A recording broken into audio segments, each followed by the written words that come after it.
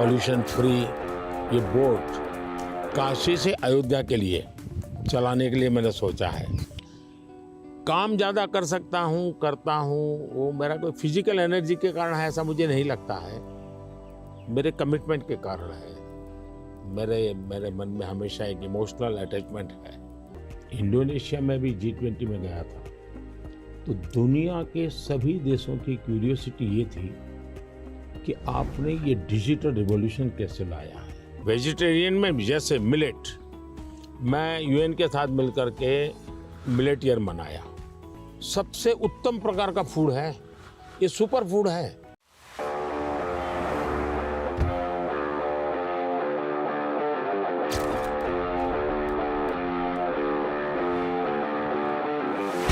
Peacocks.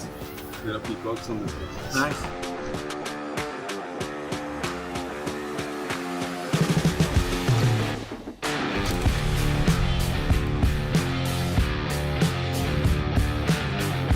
Morning. Great to see you. Welcome. When did you get? I came into Hyderabad. Is it okay? Ready? No, thanks for making it work.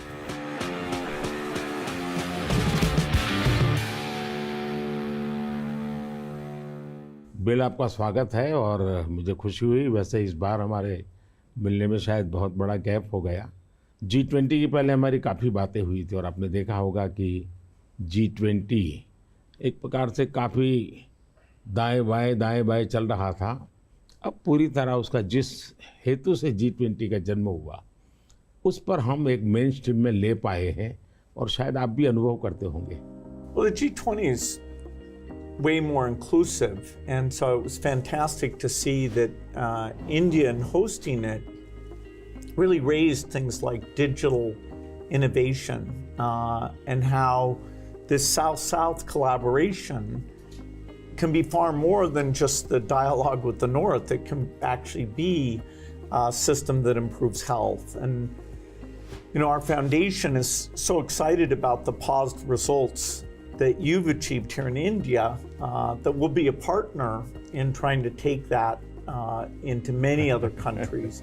आपकी बात सही है। जब मैं Indonesia में भी G20 में गया था तो दुनिया के सभी देशों की क्यूरियोसिटी ये थी कि आपने ये डिजिटल रिवॉल्यूशन कैसे लाया है।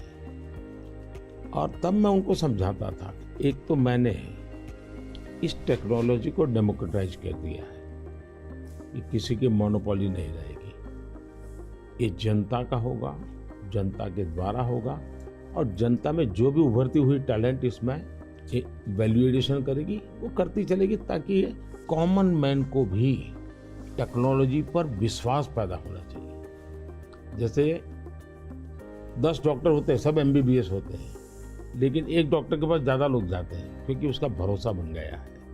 In areas like digital government, India is not only adapting technology, but it's actually leading the way.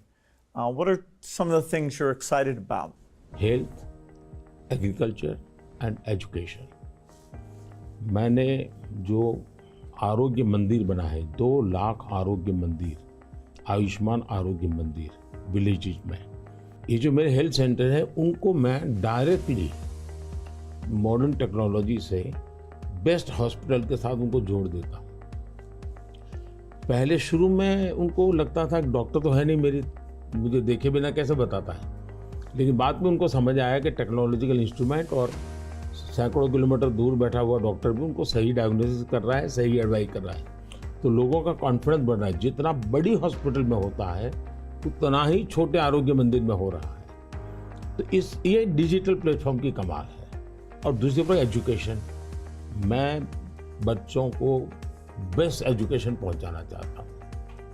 Teacher की जो कमियां हैं उसको मैं टेक्नोलॉजी से भरना चाहता हूँ। दूसरा, बच्चे का इंटरेस्ट विजुअल में है, स्टोरी टेलिंग में है, तो उस प्रकार के कंटेंट बनाना, उस दिशा में मैं काम कर रहा हूँ ताकि बच्चों को लगना चाहिए। और मैंने कुछ सर्वे किया, मैंने देखा बच्चों को बड़ा मजा आ रहा है।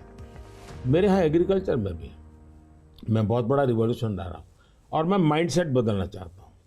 In One of the themes I think India brings to technology is that it should be available for everyone, actually lifting up those who need it the most. जब मैं दुनिया में डिजिटल डिवाइड की बात सुनता था, मैं कहता मेरे देश में मैं ऐसा कुछ नहीं होने दूंगा कि डिजिटल डिवाइड हो।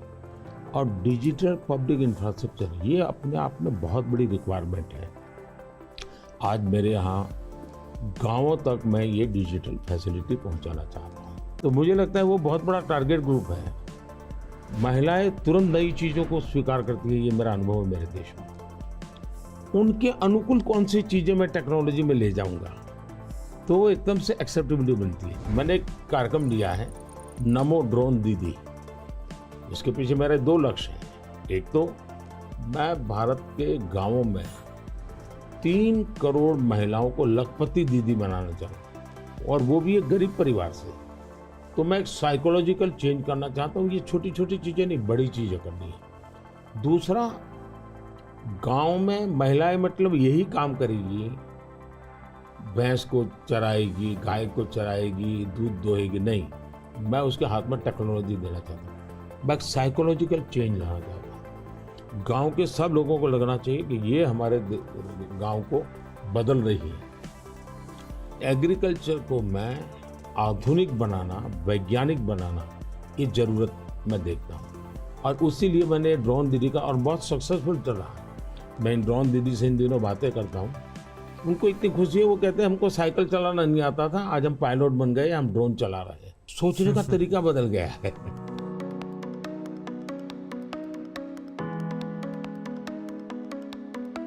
मैंने अफ्रीकन कंट्रीज के बहुत से लोगों से बात की। मैंने उनको कहा कि मैं इसमें आपकी मदद करने को तैयार हूँ, क्योंकि ये सबको समान अवसर देता है और डेमोक्रेटाइज, ये उसका मेन पॉइंट है, उसको नहीं छोड़ सकते आप। अब आपने देखा होगा कोविड में दुनिया सर्टिफिकेट नहीं दे पा रही थी। मेरे यहाँ मुझे वैक्सीन लेना है तो मैं कोविन ऐप पर जाकर के कितने डिस्टेंस पर मुझे मिलेगा, कौन सा टाइम स्लॉट मिलेगा, और मेरा सर्टिफिकेट भी मुझे within fraction of second मिल जाता था। और कोविन मैंने ओपन सोर्स कर दिया था, कोई भी उसका उपयोग कर सकता है। तो ये मेरा अनुभव, उसका कारण डिजिटली बहुत लाभ हुआ है मेरे देश में। और हम शायद जो इंडस्ट्रियल रिवॉल्यूशंस हुए, फर्स्ट सेकंड, हम पीछे रह गए क्योंकि हम गुलाम थे। ये चौथा जो इंडस्ट्रियल रिवॉल्यूशन है जिसमें डिजिटल एलिमेंट सबसे बड़ा है, और भारत इसमें बहुत कुछ प्राप्त कर लेगा, ऐसा मेरा विश्वास है। Yeah, I think the key point is that the digital infrastructure just gets keeping richer. You know, a lot of people know about the identity system and the digital payment systems, and that the government, by taking virtually all the government payment programs now and digitizing those, that alone saved a lot of money, and it created access on a more equal basis. But now as you're moving into the different areas, advice for farmers, registering their land, tutoring for kids, and the health records, connecting all of those, that's kind of a second phase. And we're just at the beginning now of the third phase, where these advances in artificial intelligence will come on top of that and make the value even better. आपने सही कहा, AI का महत्व बहुत है। और मैं तो कभी कभी मजाक में कहता हूँ, हमारे देश में माँ को आई बोलते हैं, माता को बहुत से राज्यों में भाषा बोलते हैं आई। अब मैं कहता हूँ हमारे यहाँ बच्चा पैदा होता है तो आई भी बोलता है, AI भी बोलता है। वो इतना एडवांस हो गया है। अब देखिए मैं कैसे उपयोग करता हूँ, मैं आपको बताऊँ, जिसको देखकर आपको भी खुशी होगी कि कॉमन मैन कैसे AI का उपयोग कर सकता है। जैसे मैंने G20 में AI का बहुत उपयोग किया। मेरे पूरे G20 का परिसर था, उसमें पूरा का पूरा AI का उपयोग करके सारे इंटरप्रिटेशन की व्यवस्था मैंने AI से की। मैंने मेरे सभी ड्राइवर्स को मोबाइल फ़ोन पर ऐप डाउनलोड करवा दिया, उसके साथ बैठे हुए गेस्ट उनको करवा दिया।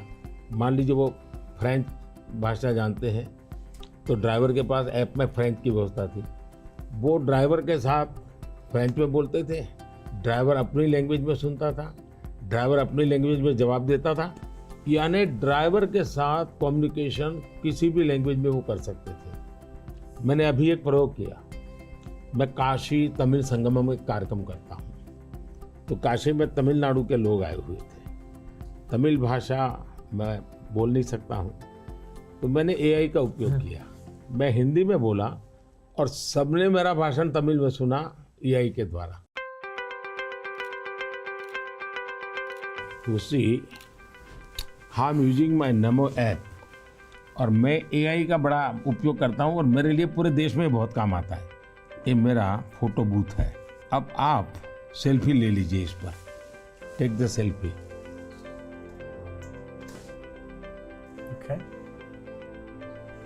Yes.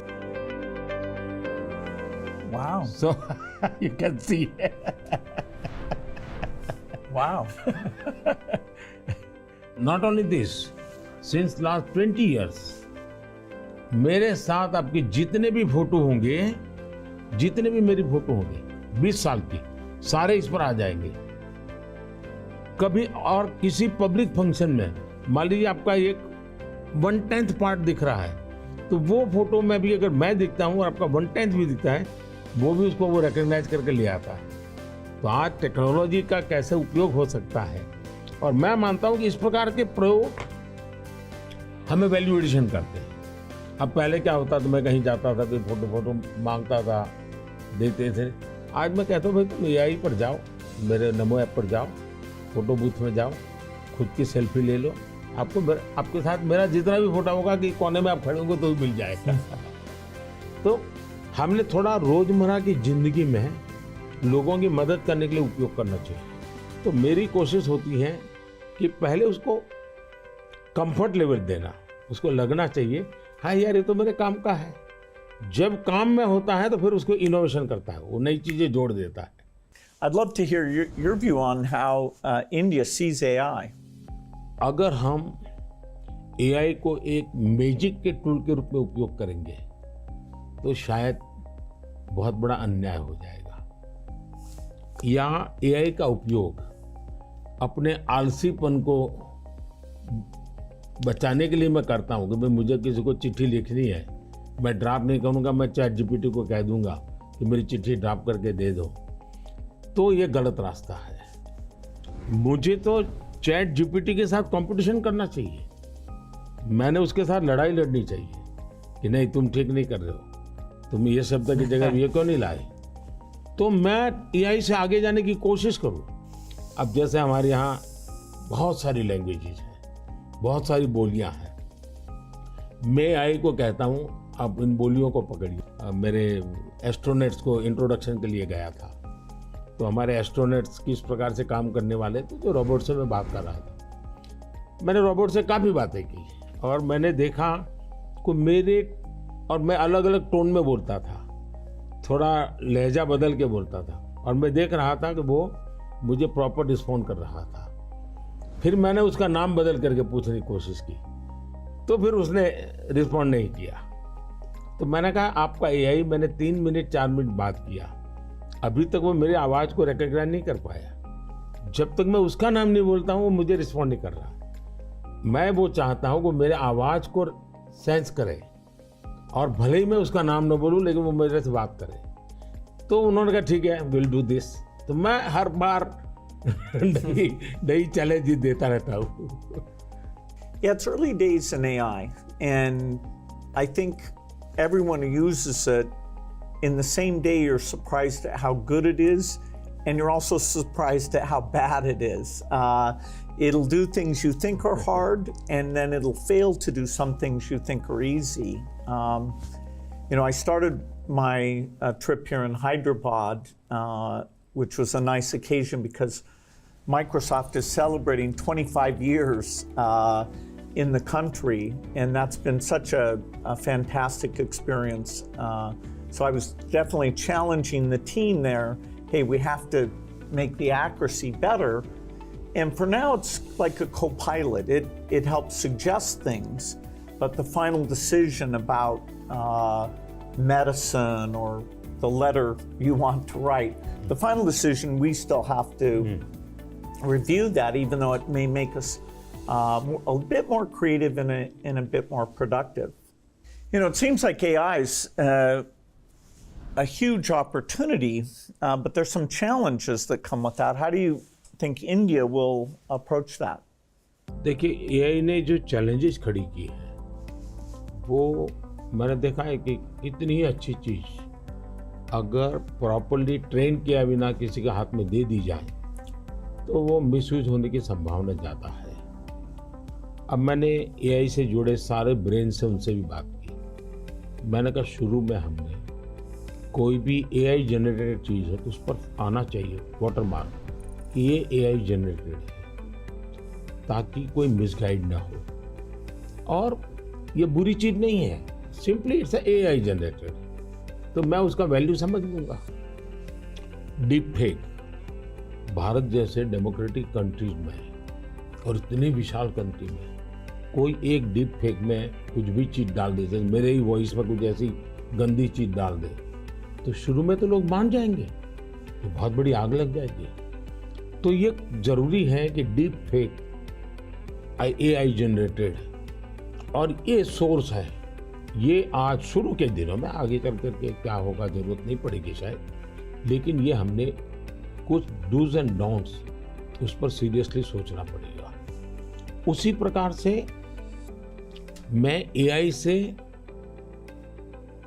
पहले काम वो लूं जिसकी मेरी महारत हो। मेरी महारत हो और मैं थक गया हूं सो जाऊं वो कर लेगा तो वो ठीक नहीं है। जैसे हम कह देते कि भाई तुम 5 बजे उसको फ़ोन लगा देना तो यही कर देगा, या मैं कह दूंगा कि मेरा वो गाना मुझे सुना दो तो वो कर देगा। तो मुझे पता होना चाहिए ना कि भाई मुझे इस समय किस गाने को सुनने की ज़रूरत है, मेरे लिए क्या रिक्वायरमेंट है। अगर मैं ये ना करता, मेरे से टूल का ही उपयोग करने के लिए खेल खेलता रहूं तो शायद मैं वैल्यूएशन नहीं कर पाऊंगा, टाइम पास कर लूंगा। In the AI world, data is so important, and yet, you know, people have concerns, privacy concerns. How do we strike the balance there? Data एक बहुत बड़ा इश्यू बना हुआ है, हमने उसकी सिक्योरिटी भी देखनी चाहिए। भारत ने कानूनी व्यवस्था तो की है, लेकिन लोगों को भी अवेयर करना पड़ेगा। अब जैसे मैंने आज हमारे देश में यूनिवर्सिटीज वगैरह सारे सर्टिफिकेट क्लाउड में रखवा देता हूँ, ताकि खर्चा भी बचता है और जो भी रिक्वायरमेंट मिल जाती है। मेरे यहाँ कंप्लाइंसेस की ज़रूरत होती थी, मेरे सारे कंप्लाइंसेस की कोई ज़रूरत नहीं है, आप अपना डेटा एक क्लाउड पर डाल दीजिए, मुझे आपका आइडेंटिटी दीजिए, मुझे जो ज़रूरत है मैं उसमें से ले लूँगा। तो मैं नागरिकों का ईज ऑफ लिविंग के लिए टेक्नोलॉजी का बहुत उपयोग कर रहा हूँ। दिनों सर्विसेज के लिए पहले करता था, अब मैं ईज ऑफ लिविंग के लिए कर रहा हूँ। Yeah, data is definitely, it's going to be very exciting that we'll be able to preserve privacy and still learn a lot from the data. You know, like which crop should you plant? If we get all the data from the farmers without their names, so we don't invade their privacy, but giving better farmer advice, or seeing here in India, you know, the top 10% of teachers are so good, and saying, okay, what are they doing, and how do we spread that to the other people? Or even if there's some new nutrition approach, you know, sometimes it works and sometimes not. And so because you have the medical record, the ability to kind of track and say, okay, this is working very well, or this isn't, you know, we can be a lot smarter without threatening individual privacy. मैं इसको दो तरह, एक हमें common man को भी quality data के लिए ट्रेन करना पड़ेगा। हमारे डेटा में क्वालिटी होनी चाहिए, क्लैरिटी होनी चाहिए। दूसरा, डेटा ओनर को मालूम होना चाहिए कि जो मेरे से डेटा मांग रहा है वो किस काम के लिए मांग रहा है। अगर वो उसके साथ एग्रीमेंट करके उसमें से कमाई करना चाहता है तो उसको अलाउ करना चाहिए कि और पहला, उसको प्रायोरिटी रिसर्च के लिए होनी चाहिए। रिसर्च के डेटा की वैल्यू ज़्यादा ना हो, ताकि वरना रिसर्च बहुत महंगा हो जाएगा।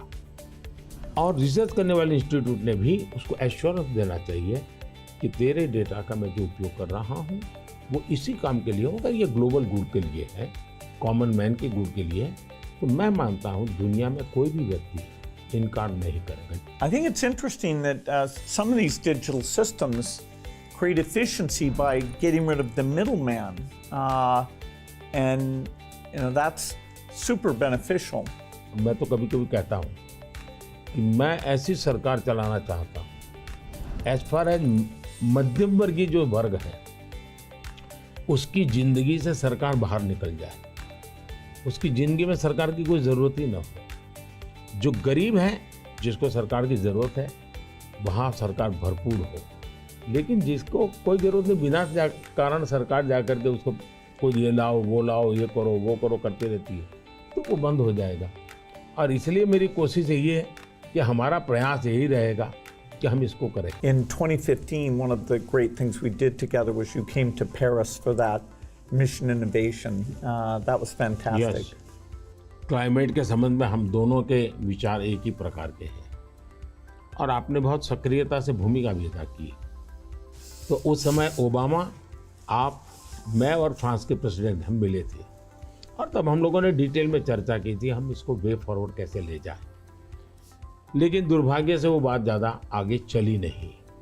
लेकिन G20 के बाद क्लाइमेट को लेकर एक वातावरण बना है कि भाई सब लोग अपनी अपनी जिम्मेवारी अदा करेंगे। तो जो हमने बीज बोए थे और जिसमें आपकी भी बहुत बड़ी भूमिका थी, वो अब कुछ वटवृक्ष के रूप में सामने आएगा ऐसा मुझे लग रहा है। मैं समझता हूँ क्लाइमेट एक ऐसा विषय है जरा खुले में जाकर के हम लोग बात करते हैं।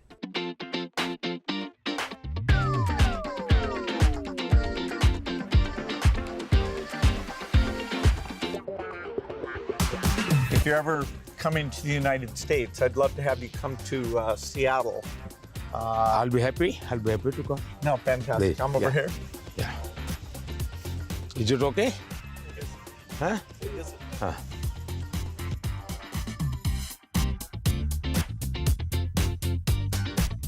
क्लाइमेट को लेकर के हम बात कर रहे थे। भारत, मुझे बहुत खुशी है कि हम रिन्यूएबल एनर्जी के क्षेत्र में बहुत तेज़ी से आगे बढ़ रहे हैं। सोलर एनर्जी, विंड एनर्जी, हम काफ़ी काम, हम न्यूक्लियर के अंदर काफ़ी तेज़ी से आगे बढ़ना चाहते हैं। उसी प्रकार से ग्रीन हाइड्रोजन को हम बहुत तेज़ी से आगे बढ़ना चाहते हैं। मैं तमिलनाडु में था तो हमने एक हाइड्रोजन से चलने वाली बोट मैंने वहाँ से रवाना की, जो काशी में मेरे जो टूरिस्ट आते हैं उनके लिए ये एनवायरनमेंट फ्रेंडली, पॉल्यूशन फ्री ये बोट काशी से अयोध्या के लिए चलाने के लिए मैंने सोचा है, ताकि क्लीन गंगा की मेरी जो मूवमेंट है उसको भी मदद मिलेगा, एनवायरनमेंट कॉन्शियस सोसाइटी के लिए भी वहाँ से एक मैसेजिंग होता रहेगा। Well, India brings to the climate change a rich history of caring about the environment. How do you see connecting those? हमारे यहाँ रीयूज, रिसाइकल ये हमारे नेचर में है।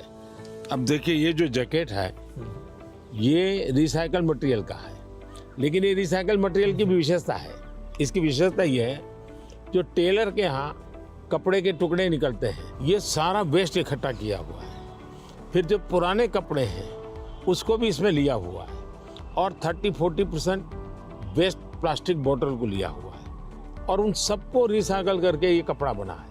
Yeah, the innovation both here in India and the world is coming along.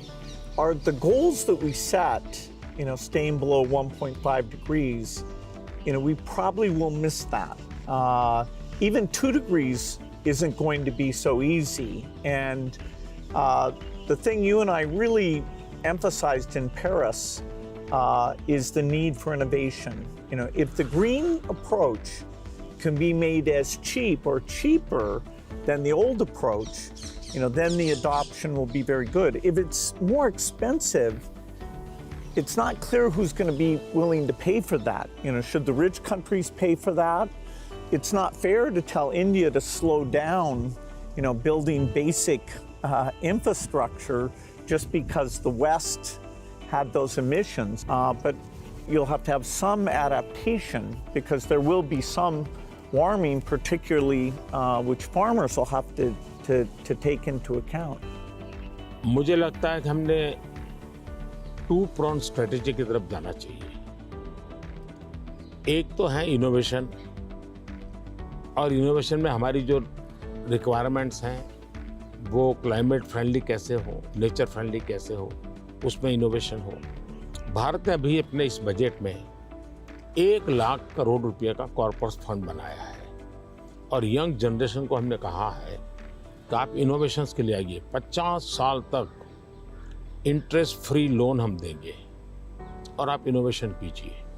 1 lakh crore रुपए का मैंने जो अपकमिंग टेक्नोलॉजीज है, फ्यूचरिस्टिक टेक्नोलॉजी है, उस पर आप रिसर्च करिए, इनोवेशन कीजिए।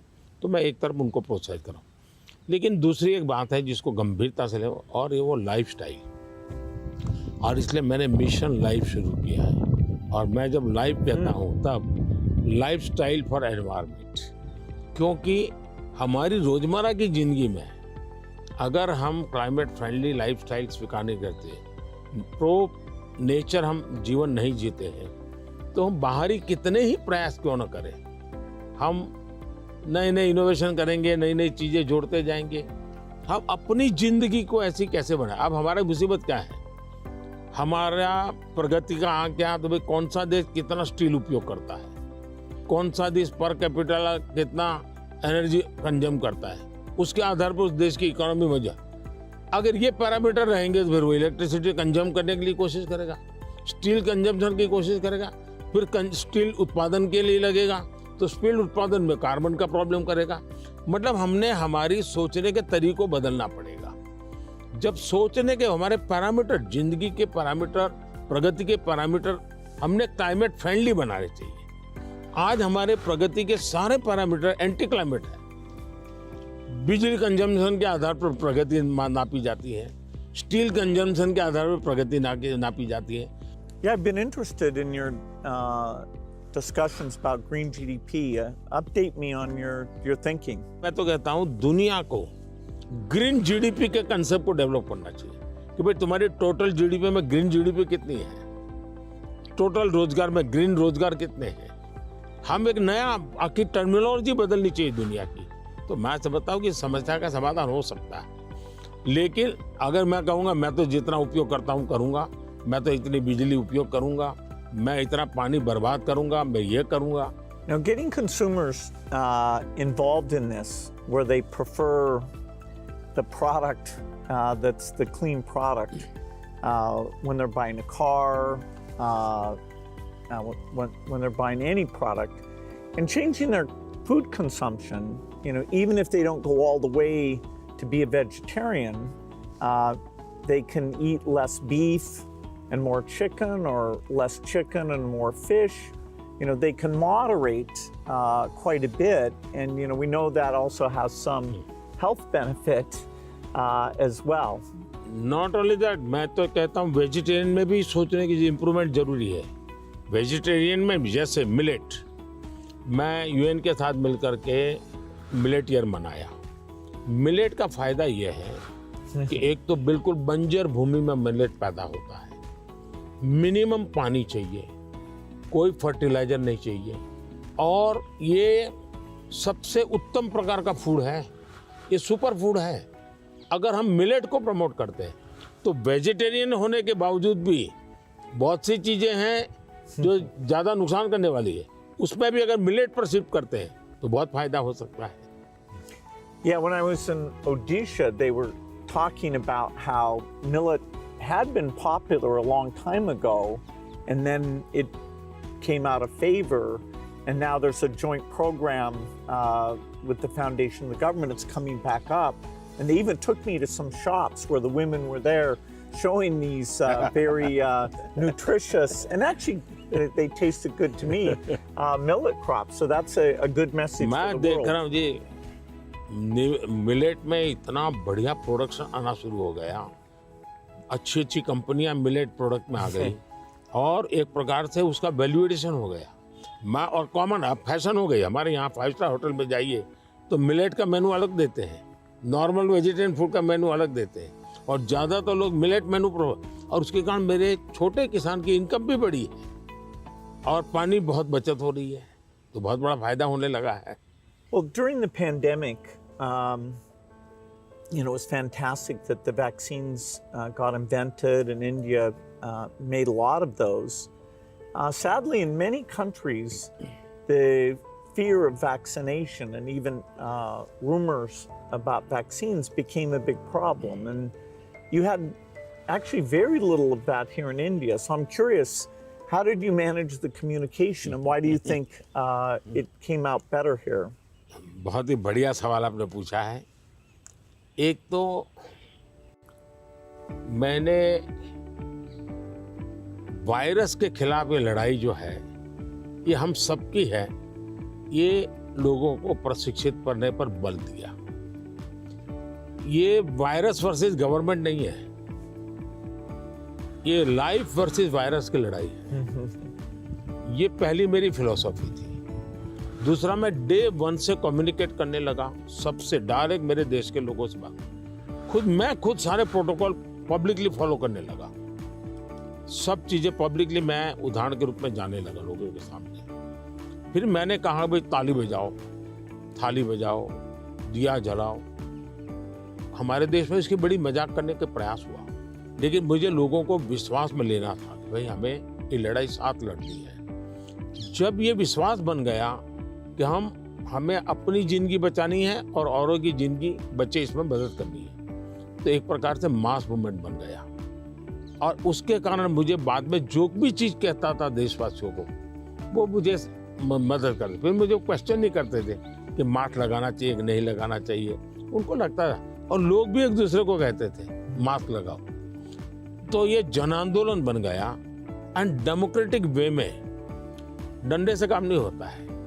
आप लोगों को एजुकेट कीजिए, उनको कन्विंस कीजिए और उनको साथ लेकर के चलिए।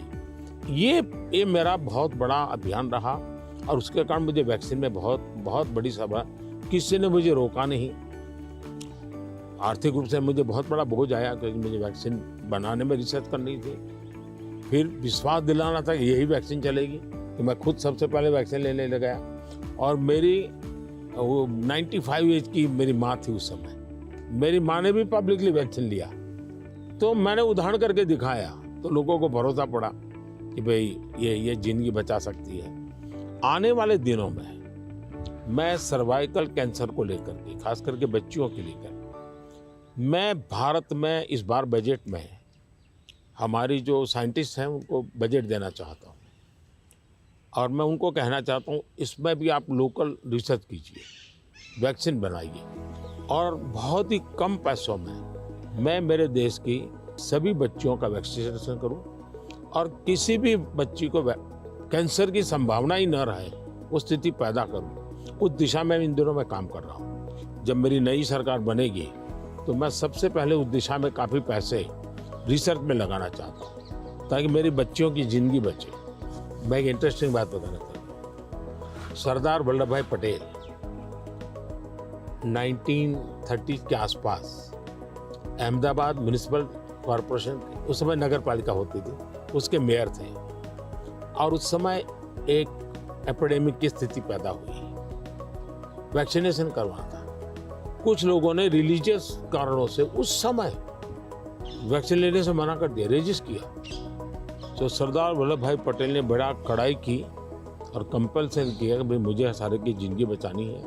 यानी ये रेजिस्टेंस दुनिया के हर देश में सदियों से चला आया रहा, लेकिन अगर उसको ओपन अप करके हम करें तो शायद ठीक हो जाता है। तो मैंने सुना है कि आप गुजरात स्टैच्यू ऑफ यूनिटी पर जा रहे हैं, आपने शायद उसके विषय में कुछ पढ़ा होगा, आपने जाने का कार्यक्रम बनाया है तो। No, I'm very much looking forward to that.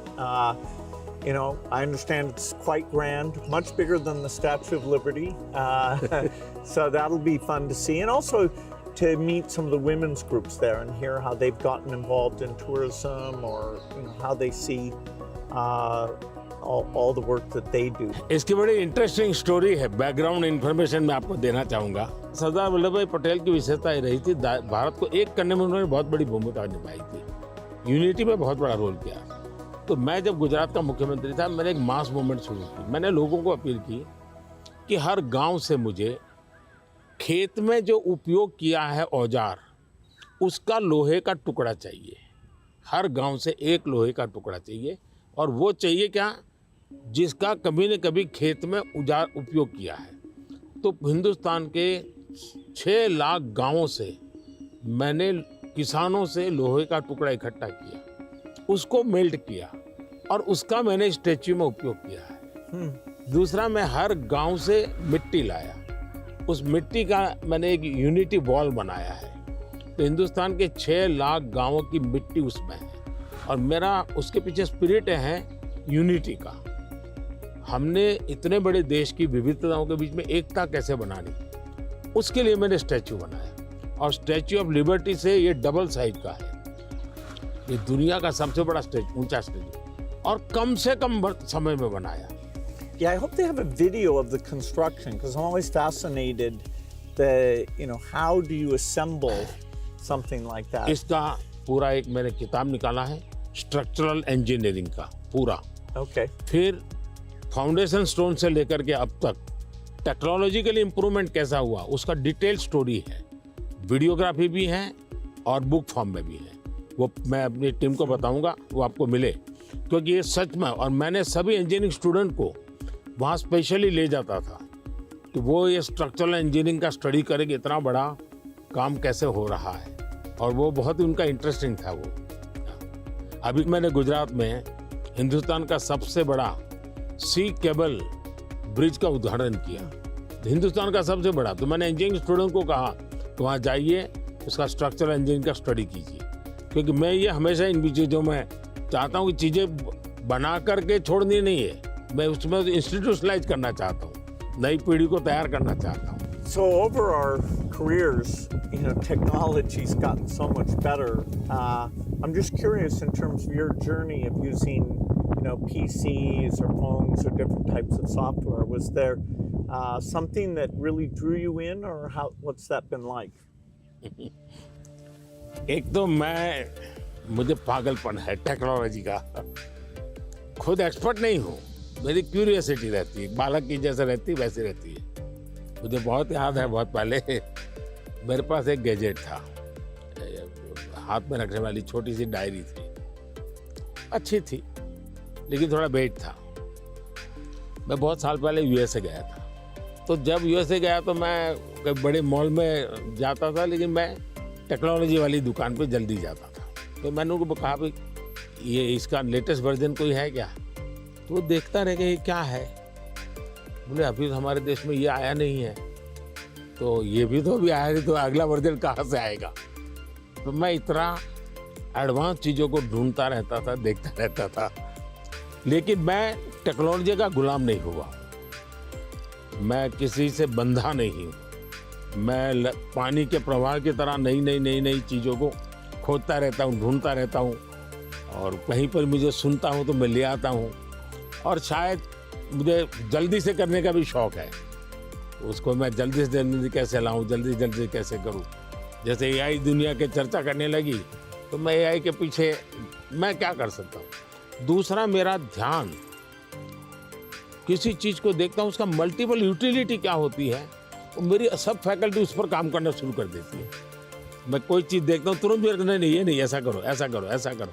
तो ये शायद मेरा गॉड गिफ्टेड मेरा नेचर है। जो मैं समझता हूँ हमारे जो दर्शक हैं उनको शायद कुछ ऐसी चीज़ें हैं सुनना बहुत अच्छा लगेगा। आपकी ज़िंदगी के विषय में जो सुना है कि भाई गैरेज में आपने ज़िंदगी की शुरुआत की और वहाँ से यहाँ पहुँचे, उस जन्म में सबसे संतोषजनक पल कौन सा आया होगा? I'm so lucky. I was born at a time when the chip miracle happened. I got a very good education. I have kind of an optimistic view, so dropping out of school to take risk didn't seem that dangerous to me.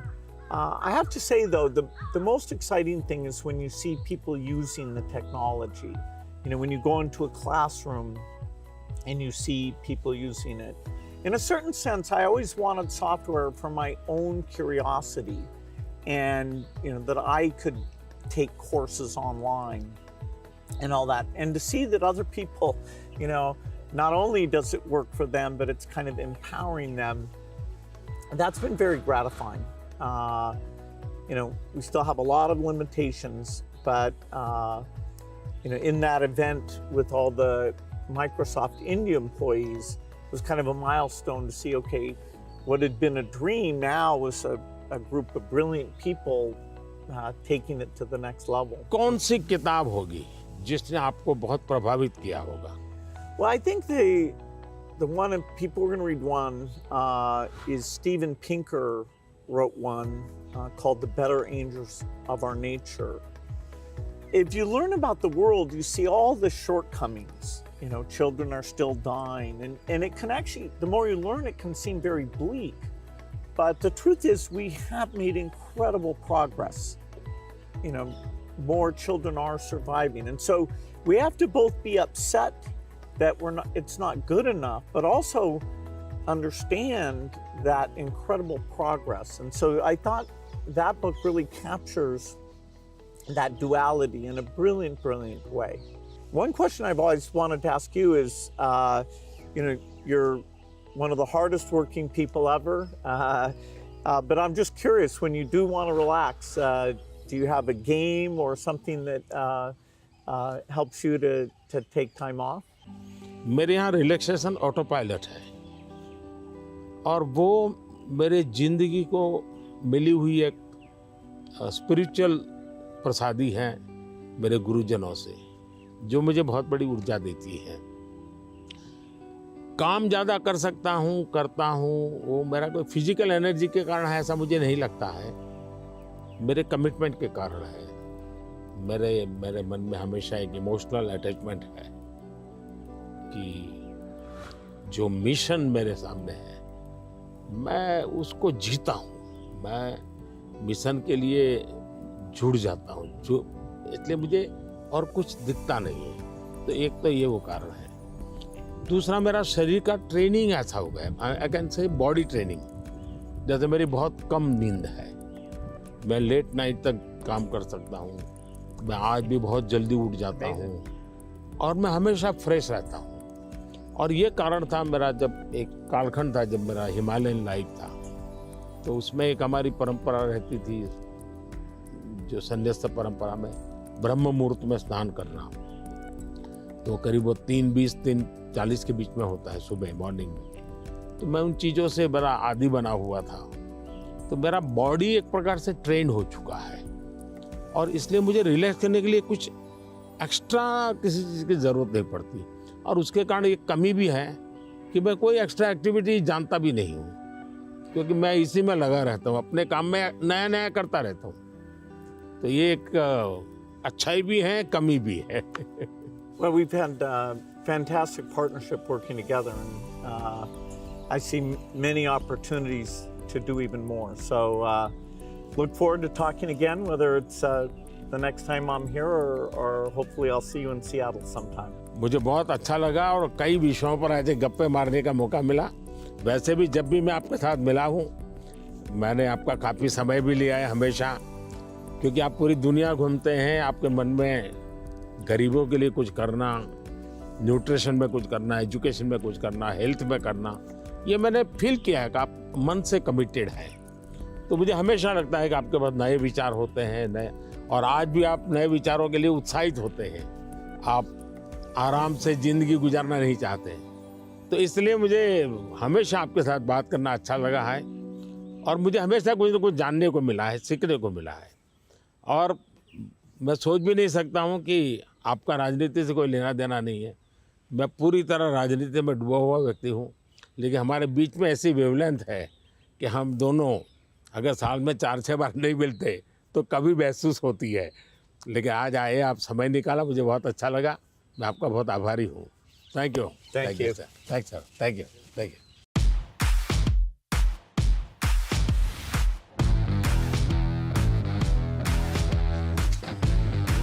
These are some nutrition books. Finally, we're making progress on nutrition. Yes, thank you.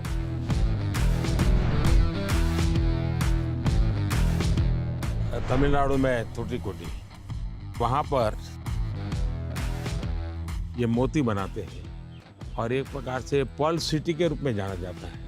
बहुत बड़ा काम वहाँ के fisherman करते हैं। मैं गया था, मैंने सोचा आज आपको ये दिखाऊंगा भी और आपके लिए ले जाऊंगा। Very generous. Thanks so much. Bharat में वैसे टेराकोटा एक बहुत पुरानी परंपरा है, लेकिन ये तमिलनाडु का आर्ट है। ये बहुत पॉपुलर होता है, मंदिरों में रहता है, घरों में भी रहता है, पूजा के लिए भी इसी प्रकार की विशेष चीज़ें बनाते हैं वहाँ। ये हैं पश्मीना स्क्राफ्ट है और ये हमारे यहाँ बहुत ही पॉपुलर है कश्मीर में। ये केसर है, ये भी कश्मीर का है। सारा किसानों का ये पूरा वैल्यू एडिशन होता है और बहुत ग्लोबली एक्सपोर्ट होता है। ये हमारे यहाँ वोकल फॉर लोकल मेरा एक मूवमेंट चल रहा है और दूसरा मेरा वन डिस्ट्रिक्ट वन प्रोडक्ट को मैं बहुत प्रमोट कर रहा हूँ। मैं कहीं भी विदेश जाता हूँ, मेहमानों को कुछ देना है तो किसी डिस्ट्रिक्ट के लेकर जाओ, उस डिस्ट्रिक्ट के लोग प्राउड फील करते हैं। ये दार्जिलिंग चाय है, ये नीलगिरी चाय, और मैंने देखा अपने चाय पे चर्चा की। That was fun. Yeah. और ये सारी वन डिस्ट्रिक्ट वन प्रोडक्ट में बहुत ही पॉपुलर हो रहा है आजकल। तो मैं चाहूँगा ये सब आपको, मेरी यादें आपके साथ रहें। Yes, you're very generous. I look forward to that. It'll remind me of Thank you. our time together. Thank you. Thank you.